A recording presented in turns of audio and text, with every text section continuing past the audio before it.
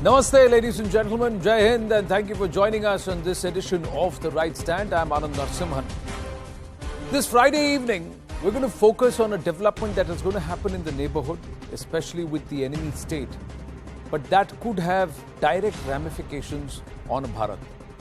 Also, this could also mean that there is a nation that is controlling or pulling the strings and trying to dictate the course that this region would take, and perhaps playing a balancing act, especially trying to tell India that don't get too comfortable with Russia, and if you're going to assert your own strategic autonomy, then we will also try and dilute the pitch for you or diffuse the pitch for you.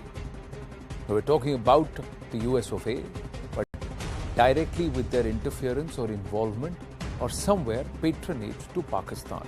Now, we'll get to that in just a bit, but this is the CNN News 18 exclusive that we will start with right at the very top.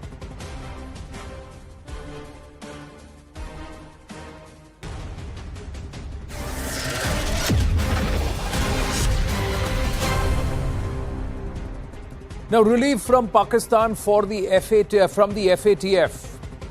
Green signal that's been given to Pakistan. This is what CNN News 18 has been able to glean, and this is the information our investigations editor Manoj Gupta is getting us, that a green signal has been given for Pakistan to exit the FATF grey list. That's what's happened. Pakistan to submit response on the objections at the FATF plenary that is to be held between the 18th and the 21st of October in Paris, and they would have the MOS Foreign Affairs, Hina Rabbani Khar, also present. Pakistan almost compliant with FATF's 40 recommendations. That's what sources are telling CNN News 18.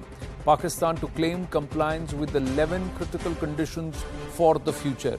Have they really done it? That's the biggest question. Those 11 conditions include having very, very stringent laws against money laundering. When a former Prime Minister himself is currently being indicted on money laundering or just been and there are many other leaders of Pakistan who have been charged with money laundering. Where has the money laundering stopped is a big question. Have they really acted on it? Or is it just being glossed over? Or have they been told to just create an impression that you have done it and we will accept that? And why would America, US, which has larger influence in FATF, also critical influence in the IMF, allow this? Now, where is the double game that we are talking about, and is this balancing act or counterbalancing the weights? America's outreach to Pakistan, is it a very dangerous double game? Is it back to the 1970s? Let's try and understand this. What all did it lead to? F-16 sustenance package to Pakistan, $450 million. It said not a message to India. This is Eli right now. We look to India and Pakistan as partners. Whereas what Donald Trump or during the Trump era, Pakistan was actually called out. In the Biden era now, US-Pak share intelligence on Afghanistan. Pakistan's loan application to IMF gets instant approval this time around. They get an extension. US-Pak partnership focus is counter-terrorism and nuclear security. That's why the F-16s have been given. Then more importantly, US-Pak envoy visits POK and calls it Azad Kashmir. Big photo ops are done. A perception is created. There is a huge difference between what and how the Trump era termed Pakistan and what is happening under Joe Biden. This is especially after India turned around and said we will continue to buy gas or oil from Russia. We went ahead with the S-400 missiles, the next lot delivery. And India also turned around and said, we are also going to call you out. Let's talk human rights together. Many aspects. So is this a message saying if you are going to assert your strategic autonomy, then we are also trying to counterbalance a bit? Is Uncle Sam playing a dangerous double game? That's the question that we are asking. Because America's machinations in Pakistan, because of their interest in Afghanistan, hurt India deeply over the last 4 or 5 decades. Exonerating Pakistan, is this a dangerous double game being played by Uncle Sam? Dr. Tara Kartha, former Director, National Security Council Secretariat with us. RVS Money, former Under Secretary, the MHA, is with us. We also have Major General retired Dhruv Katoch, Director India Foundation with us, and Ambassador Anil Trigunayat, former diplomat with us. Namaste to all our panelists. Thank you very, very much. Let me start with Ambassador Anil Trigunayat. Ambassador Trigunayat, how would you view this? Well, I will view it as the chess game that the big powers are used to playing. And that's precisely what they do. And even this time, one cannot be naive to even think that they will not do it. And Pakistan has some uncanny, I think, habit or an advantage of being able to encash its nuisance value. The whole world knows that the Pakistan is the haven of terrorism. It has been using terrorism as an instrument of foreign policy against India. Despite that, if you see what is happening from the United States, from China, from even Russia sometimes, this is really mind-boggling. That it clearly shows that for their myopic gains, or to somehow kind of teach a lesson to the other person or irk the other partner, whom they call comprehensive global strategic partner. This is the way to do it, so then they are going to lose in a big way. And you were in your reporting saying that is it a cost to strategic autonomy? Of course, the path of strategic autonomy, as we have learned over 75, 77 years, is not an easy one. But at the same time, it is the principal path in which national interest is supreme and the global peace dividends are desirable. I mean, that is what we try to do. And that's what India has done and India will do. And irrespective of what is the outcome of the Russia-Ukraine war, the world will be heading towards Cold War 2.0. And in my view, India will once again be leading nations for strategic autonomy, which is now a refined version of the non-aligned movement that existed at the time. Tara Kartha ji, I'll come back to you, Ambassador Saab, just getting opening comments from everybody, and then we'll circle back on ramifications for India and what we need to do. See, Donald Trump, in 2018 January, Tara ji, Pakistan is a terrorist haven. Ned Price says we look to India and Pakistan as partners, 2022.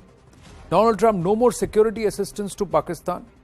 Eli Ratner, F-16 sustenance package, not a message to India or over its Russia stand, but because of our defense partnership with Pakistan that is primarily focused on counter-terrorism and nuclear security. And we know what Subramaniam Jaishankarji had to say to that comment. Donald Trump, they have given us nothing but lies and deceit, thinking of our leaders as fools. Partnership continues. This is today, the current administration. Partnership continues today with discussions focused on opportunities to address key mutual defense interests. Trump said, Pakistan shelters terrorists, India needs bigger role in Afghanistan. US-Pak envoy and POJK calls it Azad Kashmir. US-Pak embassy uses Azad Jammu and Kashmir in its tweets and its communication. What has changed in 4 years, especially in the last 6 months? FATF, APAC turns around and says Pakistan has not even confirmed to one of the 11 conditions. But however, we are given to understand it will be made to seem that Pakistan has complied to 11 of the 11 strict conditions, especially on terror funding and money laundering. I think what you said just now, I think that made such an impression on me. I mean, that their own leadership is indulging in money laundering. So it's quite a joke, right? And also, as we know, there is the terrorism from Pakistan, the terrorist camps remain, the terrorist groups remain. Everything is as it was. So what has changed last month, I think it was in August, I think, there was a report saying that there are some aircraft flying from Pakistan to Romania for weapons for Ukraine. I mean, very few people actually commented on that aspect. This is just one instance how Pakistan makes itself useful. It has, unlike us, it has a thriving weapons industry because it's run by the army. It's a country which is run by the army, isn't it? But nonetheless, the fact that it has been able to weigh in on the side of the West in terms of Ukraine is a huge advantage. You had Imran Khan saying, why can't we be independent like India and we must have our independent foreign policy, we must go to Russia and all the rest of it. What are they saying? They're saying that if you don't help us, we will also do the same thing. We will buy oil from Russia as well. So Pakistan is very adept at this game. They are supplying, I mean, this has never, nobody even commented on it, that weapons for Ukraine were going from Pakistan. What has Russia got to say about that? So, that is one. Second is, of course, the targeting of Ayman al-Zawahiri in Afghanistan, where the Stanexai, the Afghan foreign minister, clearly said that this was done with the drones flying from Pakistan. He said that. I mean, it was obvious. Where else will it come from? Will it come from Iran? Certainly not. Will it come from Central Asia? There is no way, because that's what we call quote unquote Russian airspace. So there's a lot of give that these guys are doing all the time, also playing with China. But however, I will just make one word of caution, is that in the latest US national security strategy, there is no mention of Pakistan at all. Where India is put as a major, as a friend, partner, blah, blah, whatever you want to call it. We have a role to play in Asia Pacific. That role you cannot be duplicated by Pakistan. There is no way. But Pakistan is also someone who will play that also, because it's a friend of China's. Correct. So I'm pretty sure they're going to play that game as well. So let's wait and see. This is not good. The Azad Kashmir visit and the subsequent tweeting is an extremely bad precedent. And I'm really surprised that they could be so inept as to do something like that. Were they inept, or did they do it deliberately? That is also another aspect. Did they do it deliberately? Is it because India has been asserting its strategic autonomy that they want to counterbalance the weights? Major General Dhruv Katoch, is that the angle, or is there a greater game at play? Now, I have Karthik Chopra watching this broadcast, and he's regularly contributing. He is also turning around and saying China processes 95% of special metals and rare earth, all used by the US defense sector. So thank you, Anand. So there are other dynamics here also at play. Yes, Anand. Thank you, Anand. There are multiple dynamics at play. But I think the first dynamic which we need to understand is that the world order is changing, and America has become very uncomfortable because they were still thinking, the Anglo-Saxon alliance, the United States and Britain, they were still thinking that India will be the poodle dog and will wag its tail the way they want it. Now, bad luck to them. It's not going to happen, regardless of what they do. So, whether the United States gives weapons and or military aid to Pakistan, whether they get out of the FATF, it really won't matter. India will not change its stance. Now, some of the hypocrisy which is coming around, one of the things was the buying of oil from Russia. Ukraine is buying oil from Russia and they are fighting that war. I mean, half of Europe is buying oil from Russia, and then they have the cheek to tell us.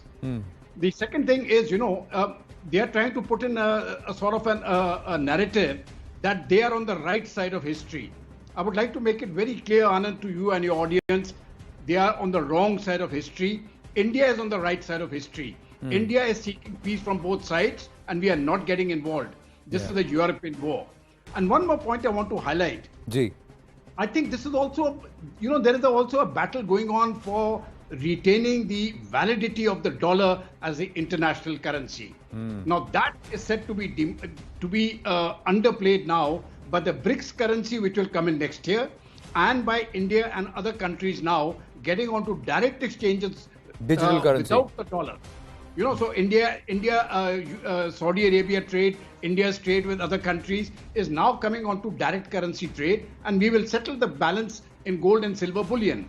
Now, America is very uncomfortable because once the dollar system breaks, then America will be a bankrupt country and they will lose their status as a unipolar world, as a unipolar power in the world. So there are multiple games being played.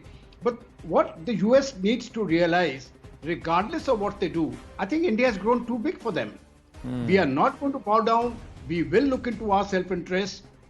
So whether they give a support to Pakistan or not, that Pakistan, in my view, is not the concern. My larger concern, Anand, and I'm very serious about it, is the ability of the United States to fund groups within India to create disturbances, as we have seen during the past few years, the riots which take place. They have been sponsored from abroad, and the US is pretty good at it. So that is something which I think we need to keep a check on. As far as Pakistan is concerned, we'll handle them. I don't think there's any problem at all. From terrorism or from any other side, we'll take them on. Yeah, Anand.